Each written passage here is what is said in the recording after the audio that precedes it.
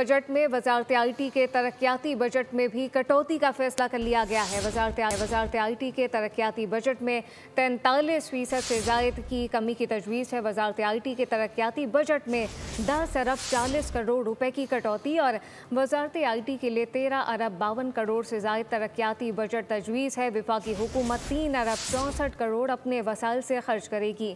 9 अरब 88 करोड़ रुपए के बैरूनी वसाइल हासिल किए जाएंगे। तफसीलात क्या है, मलिक सईद अवान से जानते हैं। जी मलिक सईद अवान।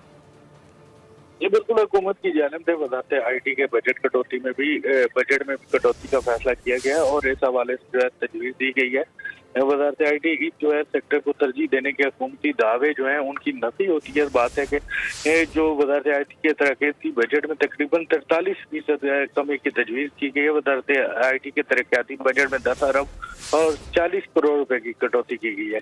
वजारत आईटी के लिए 13 अरब और 52 करोड़ रुपए से जायद के तरक्याती बजट जो है वो तजवीज़ किया गया है। हुकूमत 3 अरब और 64 करोड़ रुपए अपने वसाइल से खर्च करेगी, जबकि 9 अरब और 88 करोड़ रुपए के बैरूनी वसाइल हासिल किए जाएंगे। गुज़श्ता माली साल के दौरान वजारत आईटी के लिए तरक्याती बजट 23 अरब और 92 करोड़ रुपए था। जी मलिक सईद अवान, बहुत शुक्रिया।